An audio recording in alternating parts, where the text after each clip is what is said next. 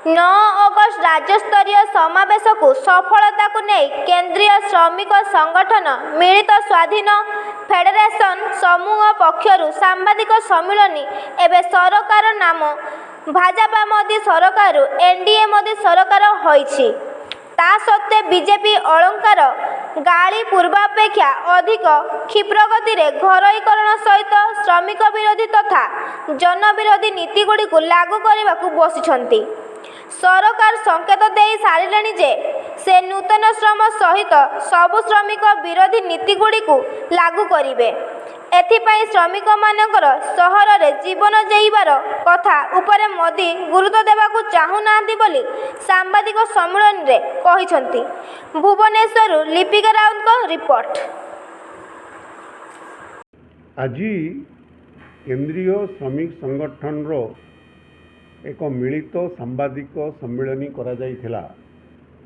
जो सांबादिक सम्मेलन रो मुख्य उद्देश्य होउची सारा भारत वर्ष रे समस्त केंद्रीय श्रमिक संगठन मिलित भाव अगस्त 9 भारत छाड़ दिवस ठारू 14 तारीख पर्यंत भारत वर्ष रे आंदोलन करुछंती।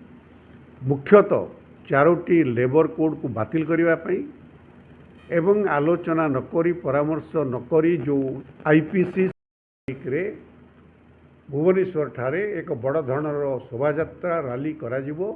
10टी केंद्रीय श्रमिक संगठन तरफ आईएनटीयूसी, सीटू, एचएमएस, एआईटीयूसी एवं अन एआईसीसीटीयू, एलटीएफ एभली सेवा एलपीएफ 10टी श्रमिक संगठन तरफ मिलित भाव यही दाबीगुड़िक नहीं श्रमिक समावेश करा जिवो। एवं 9 ରୁ 14 श्रमिक समावेश सारा देश में हैला परे जदि केंद्र सरकार इंडियन लेबर कॉन्फ्रेंस एवं स्टैंडिंग कमिटी डाकी केंद्रीय श्रमिक संगठन सहित परामर्श न करती एवं ए दाबीगुड़ी को पूरण न करती ताले सारा भारत वर्ष रे आंदोलन को आहरी जोरदार करा। राज्य फेडरेशन बैठक होती 30 जिलार प्रतिनिधि मैंने अच्छा आम जो मैंने लिटरेचर कंपटीशन चाकरी करते अवसर नहीं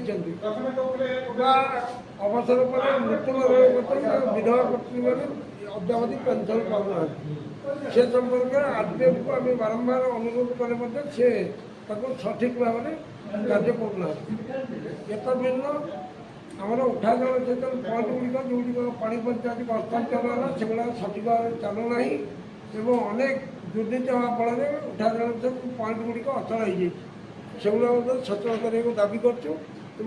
उठा जल सेचन निगमटा प्रकृत में चाषी मान सेवा लागू यहाँ आम दाबी करूँ। कर्मचारी मानकर जो अवसर नहीं सारी से पाउना गुड़िक दि जाऊ एवं बर्तमान जो ठिका कर्मचारी व्यवस्था आरंभ कर स्थायी कर्मचारी की बिहार जबरदस्ती चाकरी बाहर कर पुणी अस्थायी कर्मचारी रखुंट।